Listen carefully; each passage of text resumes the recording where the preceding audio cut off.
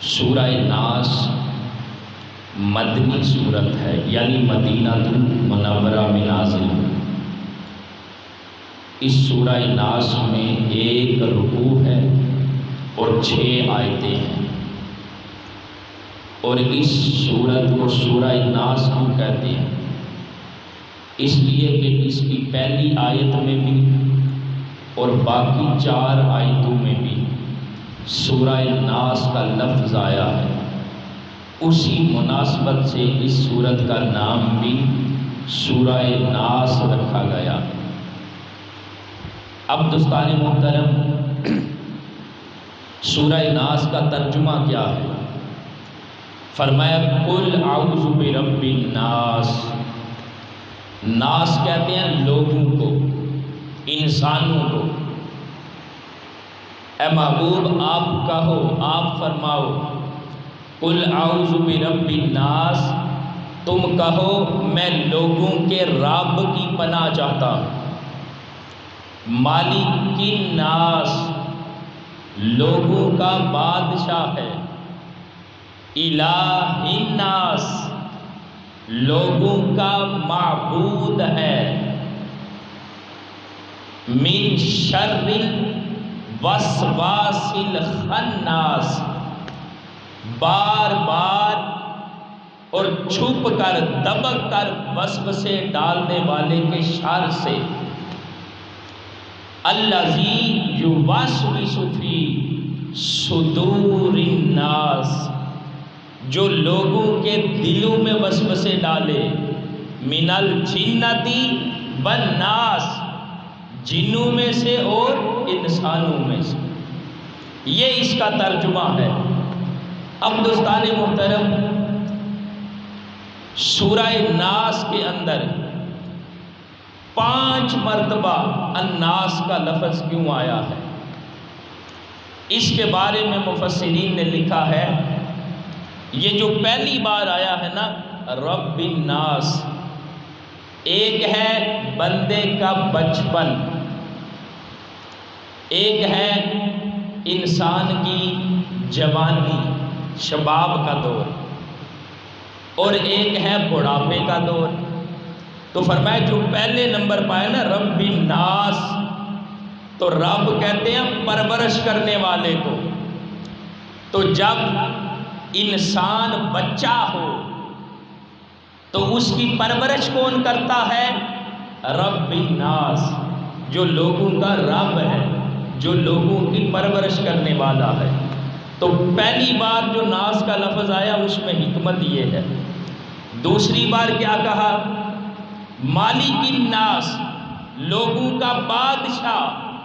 اب دوستان محترم، جب بندہ جوانی میں آتا ہے تو جوانی کے اندر انسان پتہ نہیں کیا کیا گل کھلاتا ہے۔ جوانی کی بھی اپنی اپنی مستیاں ہیں۔ تو فرمایا مالک الناس، اس جوانی کے اندر اس انسان کی گرفت ضروری ہے، اس لیے فرمایا جو لوگوں کا بادشاہ ہے، جو گرفت کر سکتا ہے۔ پھر آگے فرمایا الہ الناس، جو لوگوں کا معبود ہے۔ جب بندہ بڑھاپے میں آتا ہے تو اکثر لوگ عبادت گزار بن جاتے ہیں۔ بندہ جوانی میں نہ آئے لیکن بڑھاپے میں جب رب کی بارگاہ میں آئے تو وہ فرماتا ہے الہ الناس، لوگوں کا معبود ہے، یعنی جو عبادت کے لائق ہے۔ آگے جو فرمایا من شر الوسواس الخناس، یہاں پر ناس سے مراد نیک لوگ ہیں، صالحین ہیں، اور ان صالحین کے دل میں شیطان وسوسے ڈالتا ہے، وسوسے پیدا کرتا ہے تاکہ یہ سیدھے راستے سے ہٹیں۔ تو چوتھی بار جو ناس ہے وہاں اس سے مراد نیک لوگ ہیں، اور 5ویں دفعہ جو ناس کا لفظ آیا ہے وہاں پر ناس سے مراد شریر لوگ ہیں، جن کے شر سے بچنے کی بندہ اس صورت میں دعا مانگتا ہے۔ اب دوستان محترم، دو طرح کے خیالات ہوتے ہیں، دو طرح کے، ایک ہیں اچھے خیالات اور ایک ہیں برے خیالات۔ جو اچھے خیالات ہیں ان کو الہام کہتے ہیں، الہام، اور جو برے خیالات ہیں ان کو وسوسہ کہتے ہیں۔ جو اچھے خیالات جس کو الہام کہتے ہیں، وہ اچھے خیالات اللہ رب العزت فرشتوں کے ذریعے سے بندے کے دل میں ڈالتا ہے، جس کو الہام کہتے ہیں۔ اور جو برے خیالات ہیں جن کو وسوسے کہتے ہیں، وہ شیطان بندے کے دل میں ڈالتا ہے۔ اور حکم یہ ہے کہ بندہ ہر وقت وہ جو وسوسے ہیں ان سے اللہ رب العزت کی پناہ طلب کرتا رہے، تاکہ وسوسوں سے بچتا رہے اور اس کے دل میں الہام کے ذریعے سے اللہ رب العزت اچھے خیالات ڈالتا رہے۔ اور جو بندہ یہ سورہ ناس پڑھتا ہے نا، وہ بندہ مومن اللہ رب العزت کے حکم سے شیطانی وسوسوں سے محفوظ رہتا ہے۔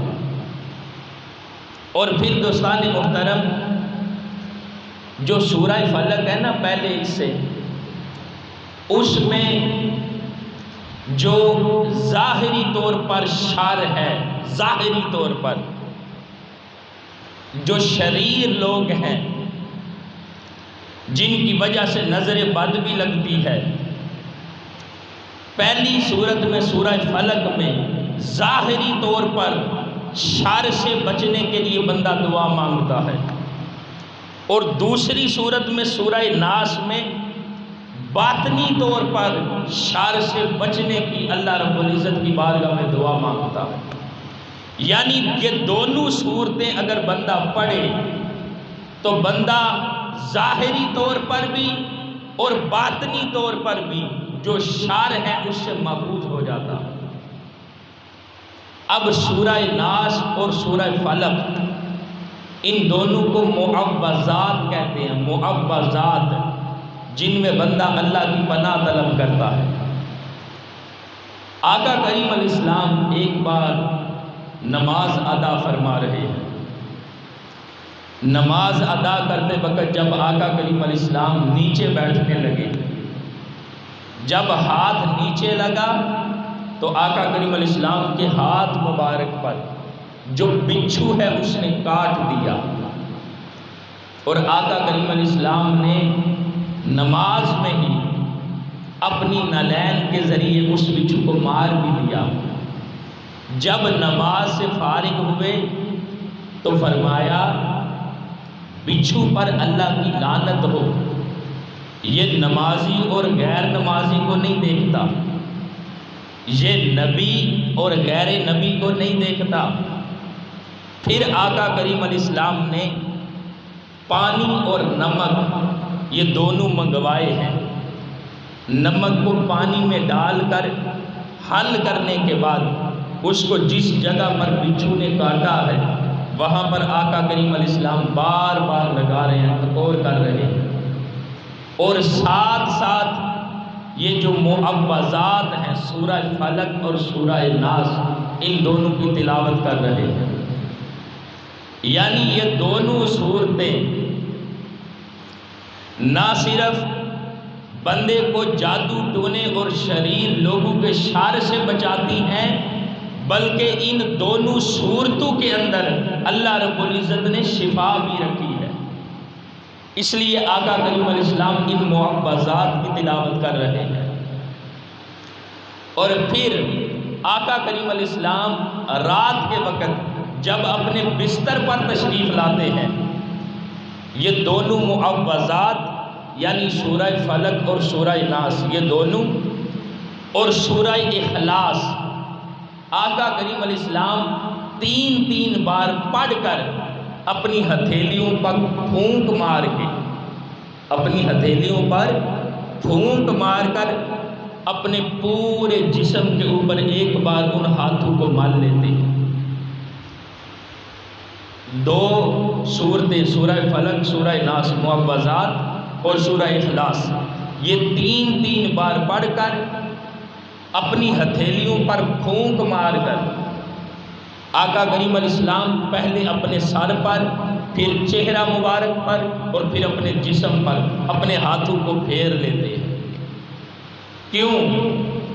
اس لیے کہ اگر بندہ اس طرح سوتا ہے، آرام کرتا ہے، تو سوتے میں بھی اللہ رب العزت اس بندہ مومن کو شیاطین کے شر سے محفوظ رکھتا ہے۔